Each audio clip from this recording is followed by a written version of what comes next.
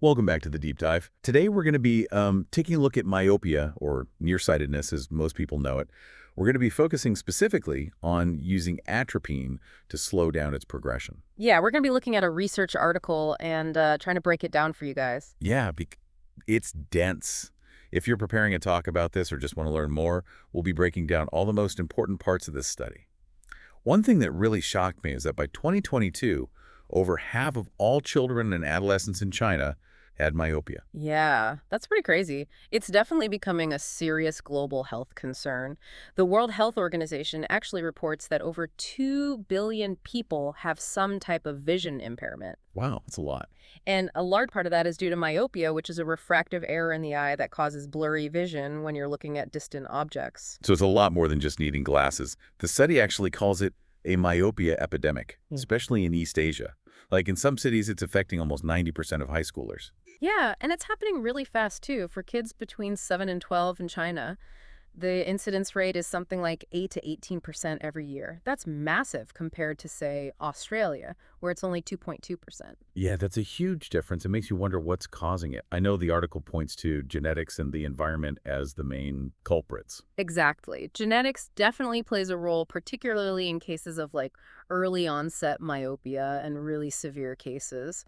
But the environmental factors are also really significant. Like if you're spending a lot of time doing close-up work, things like reading or using screens, and not enough time outdoors, well, that can really increase your risk of developing myopia. I'm definitely guilty of that. I spent so much time as a kid reading under the covers with a flashlight. Yeah. Maybe not the best idea in hindsight. Well, it's something to keep in mind, especially when we're talking about preventing myopia, which we'll get to a bit later. But first, let's talk about one potential solution for slowing down myopia: atropine.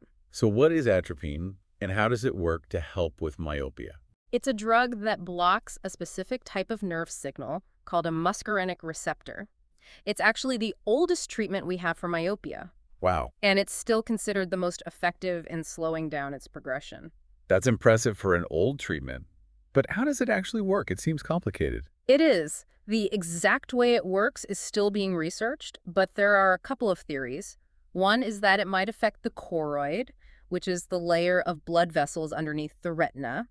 It may cause the choroid to get thicker, which could help to slow down the elongation of the eye that leads to myopia. So a thicker choroid basically helps to stop the eye from stretching out too much. That's the idea. There's also a theory about dopamine, the neurotransmitter linked to pleasure. Well, it also plays a role in our vision, and some research suggests that atropine might be affecting dopamine levels in the eye. Wow, it's fascinating how interconnected all these systems are.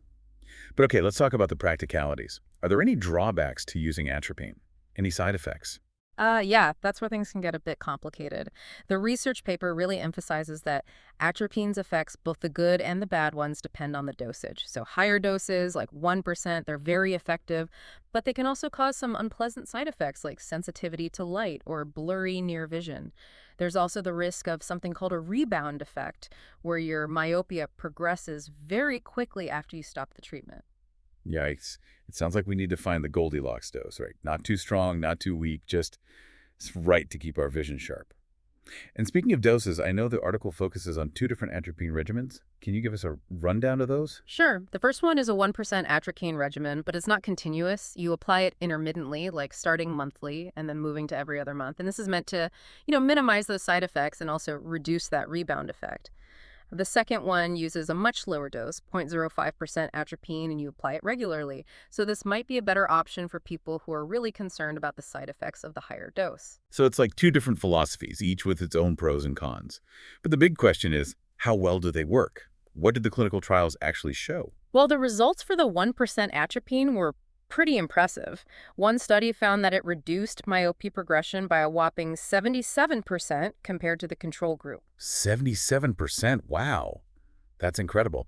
What about the lower dose? Did it have similar results? It wasn't as dramatic as the 1%, but the study still showed it was effective in slowing down myopia. And as we mentioned before, the big advantage is that you can use it regularly without having to worry so much about those stronger side effects. So it's more of a slow and steady wins the race kind of approach. It seems like there's no one-size-fits-all solution when it comes to atropine. Exactly. It depends on the person and their situation. That's why it's really important to talk to an eye doctor to figure out the best course of action.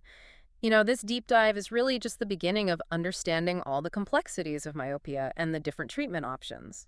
It's amazing how much we've already learned just from this one article. Hmm. But like any good investigation, it just raises more questions. What are your thoughts? Yeah, I think one of the biggest questions is how can we actually prevent myopia in the first place, especially with these rates just skyrocketing? Are there lifestyle changes we can make, particularly for children, to reduce their risk? That's a great question.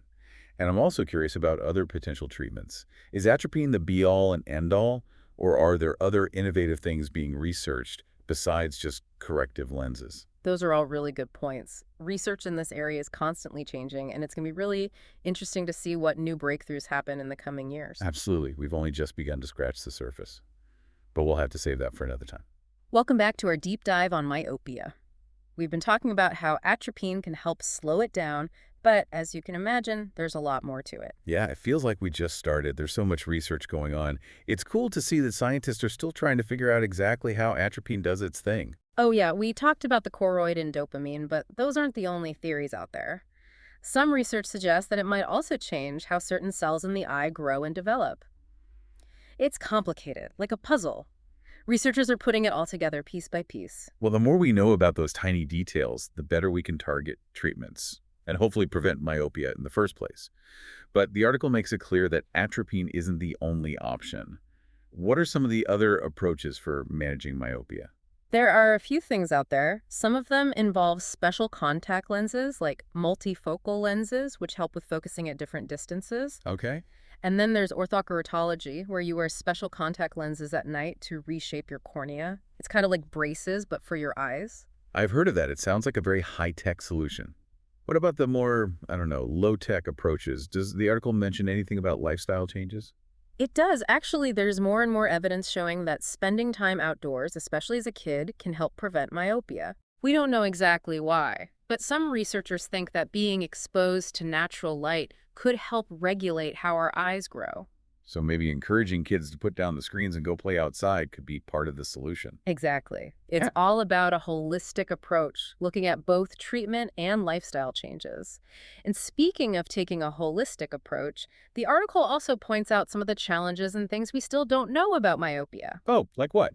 Like it says we need more large-scale, long-term studies to really understand how different treatments affect people in the long run. That makes sense. We need solid data to make good decisions about the best ways to manage myopia for each person. What are some of the specific questions that researchers are still trying to answer? One big one is how much of myopia is caused by genes and how much is environmental. We know they both play a role, but it's hard to separate them. It's like trying to do a puzzle where half the pieces are missing. That sounds tough. But there had to be some promising areas of research out there. Did the article mention any potential breakthroughs? It did mention some things that are generating excitement, like gene therapy and new drugs that could target specific pathways involved in eye growth. This stuff is still pretty early in the research phase, but they have a lot of potential. Wow, that's fascinating. It sounds like we're on the edge of some major changes in how we think about and treat myopia. I think so too. But even as we wait for these breakthroughs, there are still things we can do right now to effectively manage myopia and prevent problems down the line. Like what? Early detection and getting treatment quickly are key. Mm, Regular eye exams are so important, especially for kids. absolutely. And it's not just about treatments and stuff, it's also about building healthy habits, like spending more time outdoors and taking breaks from all that close-up work. So we're back to those lifestyle factors again. It's a good reminder that even small changes can have a big impact on our eye health. Definitely. This whole deep dive has really emphasized how important it is to stay informed about myopia, understand the risks, and be aware of the latest treatment options. Yeah, and speaking of the latest treatments, the article also touched on the fact that even though atropine works, it's not a permanent cure. What happens when someone stops taking it? Is there a chance of that rebound effect coming back? Yeah, it's a legitimate concern, and the research shows that rebound is possible, especially with those higher doses of atropine. Oh, Some studies have shown that after people stop treatment, especially with that 1% atropine, myopia can progress faster than it would have without any treatment at all. so it's not as simple as just taking atropine and you're cured. It's about managing myopia over the long haul and talking to your eye doctor to make the best decisions about how long to use the treatment and what the potential risks are. Exactly. Long-term monitoring and follow-up care are essential to get the best outcome. It's a partnership between the patient and their eye doctor. This whole deep dive has given me a new way of thinking about myopia and how complex it is to treat. It's so much more than just needing glasses. There's so much research going on, and the strategies are always evolving. Absolutely. And it's exciting to think about what the future holds for preventing and treating myopia. I agree. But before we get too far ahead of ourselves, let's bring it back to the present. We've covered so much ground in this deep dive, from the rise of myopia to all these new treatment approaches, but there's one more piece of the puzzle we need to explore. Yeah, you're talking about the bigger implications of this whole myopia thing, right? Like how it affects not just individuals, but also healthcare systems and society as a whole. Exactly. And that's what we'll be tackling in the final part of this episode. And we're back for the final part of our deep dive into myopia. So far, we've looked at the science behind it and all those treatments to slow it down, but now let's zoom out and look at the big picture. Yeah, we need to talk about well, let's not sugarcoat it. Myopia isn't just about needing glasses. It also means you're at a higher risk of some pretty serious eye conditions later in life. No beating around the bush. Things like retinal detachment, glaucoma, even vision loss. That's pretty scary. Exactly, and that's why it's so important to manage myopia, especially when people are young. The earlier we intervene, the better chance we have at preventing those more serious problems later on. Now, the article mentioned emmetropization a few times. Can you remind us what that is again and how it fits into all of this? Basically, emmetropization is how the eye grows and develops to give you clear vision. It's like the eye's way of fine-tuning its focus as we grow. So if emmetropization is working the way it should, you'd have perfect vision, right? In theory, yeah. But when it doesn't work quite right, that's when you get refractive errors like myopia. Oh, so it's kind of like our eye's internal autocorrect, and when it glitches, we get blurry pictures. Makes sense. The article even suggests that if we can figure out emmetropization, maybe we can prevent myopia altogether. That's the hope. If we understand how it works and what messes it up, maybe we can come up with some ways to keep it on track. I like the sound of that. But even with all the research out there, there are still so many questions about myopia.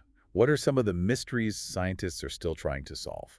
One of the big ones is understanding how our genes and environment work together to cause myopia. We know both are involved, but figuring out exactly how they interact is tricky. Like trying to put together a puzzle with missing pieces. You can kind of see what it should be, but not the whole thing. Right. And another area where we need more research is the long-term effects of all these treatments. We need data on how things like atropine or orthokeratology impact eye health over decades, not just a few years. I imagine those kinds of studies take a long time to get results. But it's really important information to make sure we're not just treating the symptoms, but also tackling the root cause of myopia. Absolutely. And while we're waiting for that long-term data to come in, there's still plenty we can do now to manage myopia and prevent problems down the road. Regular eye exams, especially for kids, are crucial to catch myopia early and start treatment if needed. And we can't forget about lifestyle changes. We talked about getting more time outdoors. Any other tips to protect our vision? Definitely take breaks from close-up work. Every 20 minutes or so, look up and focus on something far away for at least 20 seconds. It'll help relax those eye muscles and prevent eye strain. Simple enough, but those little things make a difference over time. You got it. It's about taking care of your eyes and making them a priority. Well, this has been an incredible journey into the world of myopia. Lots of eye-opening facts and interesting discussions. It really has, and it shows that while there's still so much to learn, there's a lot we can do right now to protect our vision and the vision of future generations. Absolutely. So to everyone listening out there, don't take your vision for granted. Get those eye exams, build healthy habits, and keep exploring the world around you. Thanks for joining us for this deep dive into myopia. See you next time.